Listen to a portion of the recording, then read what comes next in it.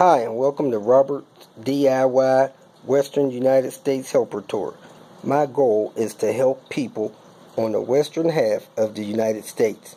If you're in the Mountain Time Zone or the Pacific Time Zone, contact me to see if I can help you with your DIY needs.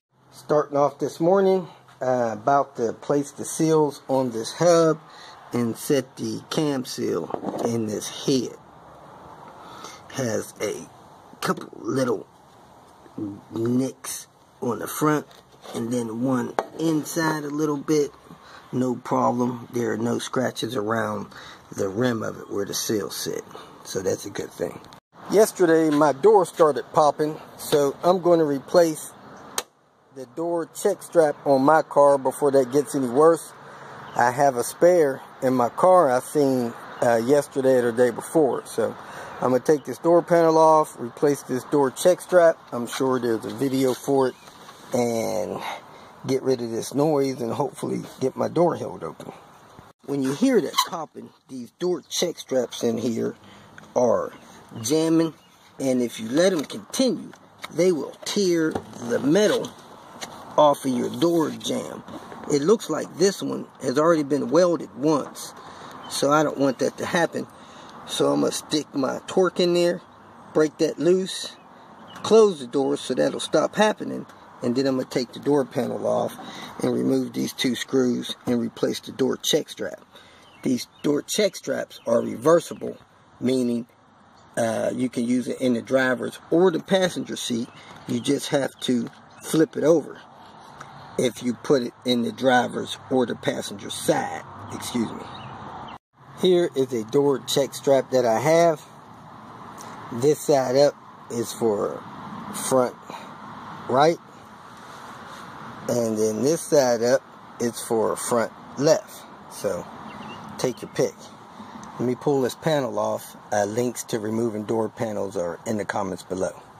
Now that the door panel's off, I take the T40, I believe it is, break that loose. I normally use an extension to use the breaker, and then I take these two 10mm nuts off of those screws there.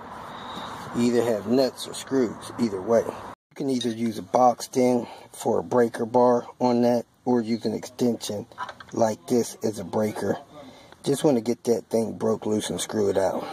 Once you get all three bolts loose, you got to work this thing out, and it usually works better when I turn it upside down for some reason, but at any rate, you gotta work it into the door, and then after you get it all the way in the door, you work it out of the door. See, it fell apart. Okay, I got it all together, and let me see, make sure it doesn't pop. Man, it sure holds the door better. My other one was getting real weak. It wasn't holding the door. Good if I close the latch. There it is, no popping, and it's holding the door. Put the door panel back on. We have the cam seal pressed in place, and now I'm getting ready to set the hub on. I put the seal in the hub. Now the parts department couldn't figure out where this seal came from, so they did not give us a new seal. So we're going to cross our fingers that that wasn't the one leaking. And there's my little mark there that I got to get the pivot from there to there. So let me set this in place, get that pivot, and then torque this down to 88 foot-pounds. I gently slid it on there. I snugged the bolt down. Now I got to see the play on this. It plays like that. I got to get it set right in the back so that it plays with my timing marks. It's set with that one. It's set with that one. So I'm very close. I'm going to move that around just a little bit to get it kind of more like perfect. And then I'll torque this thing down. So I'm about a half a tooth off right now from what I can tell. Our timing marks probably going to be right there. And our marks on the back are lined up with the other marks we had. So we should be good to go. I torqued that down to 88 foot-pounds. Now we're going to put the cap in it. We got a new cap. I believe that goes around 28 foot-pounds. We have the timing belt in place. The tensioner set to 70 degrees. The timing marks are on. So we're going to remove the cam locks in the back and roll the timing over to double check the timing. Due to the credit on my yesterday's video, I got that serpentine belt back on. Man, that thing is tricky. I did use a T55, supposed to use a T60, but that's okay, it works. Now we got the stuff on the back, the sensors, spacers, and all of that stuff.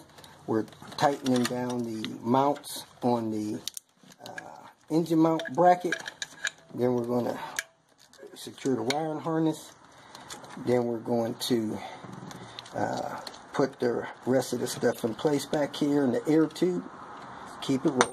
Here we are in Mount Vernon, Washington.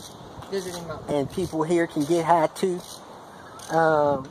That's evident by the work we're trying to do here. This head was ready to come out, but for some reason it wouldn't lift off the block. Reason being, the head bolts are still in it. For some reason, they got to be all the way out to get the head off the block. That's what happens. John has lots of goodies. He has some snap intake for his new NA throttle body. He's got PCV. He got colorful turbo boost hoses. He's got an ARD harmonic balancer, man filters, extra power steering pumps, or maybe that's just the one that was in the way. Oh, he said it's bad. And he's got the world famous R exhaust manifold ready to go on. Got a nice set of black tools. Man, that thing looks too heavy to lift. A new radiator. Man, looks like the Volvo type. What kind of radiator is that? Well, I don't know. I ordered it from ARD. Oh, okay. And they didn't have the one I ordered. So you notice that one's got two extra tubes for the auto. And anyway, he's got these parts laid out because he is getting ready to put a new head on it. And this is his S70 T5M. He's got something weird going on with his axle here. What kind of axle is that, man? I don't know if I've seen one of those before. The one that's pulled out? Man, that thing looks heavy duty. Coney struts, IPD sway bar. Lots of goodies on this thing. Used to be owned by somebody in the military. It's got a military sticker on there. There you go, people. Uh-oh. Looks like he's got a cluster gauges out of a Nissan Maxima or something. Got S60R seats in this ride. Gonna be nice, folks. My wife, she's not here. We'll just put the head on this and not. Got the head off after all the bolts were extracted. Look at the cross hatching in those piston sleeves, man. This thing probably has incredible compression. And we're waiting on the head back from the shop so that we can put it back together and run from the police. Poking around John's car, I noticed that the wire harness right here on the back of the starter looks new. Then it looks like the loom is new, going all the way over to the alternator. That is a major issue with these vehicles, with this battery cable getting old and not charging the vehicle the way it should, all the way up to here. So John got a gift on that deal, and his ground wires are new too. So he's probably got a 14-volt charging system, where the rest of us are lucky if we got 13.5. We are back on the road. We went to Mount Vernon, Washington. We are now headed south towards Albuquerque, New Mexico. If you feel that this information was useful, please like it and share it with your social media friends. You can subscribe to my channel so that you will get notifications of future videos that I post. You can follow me on Twitter, and if you need to contact me directly, please visit my website. And if you have any questions, leave them below, and someone or myself will reply to them. Again, thank you very much for watching.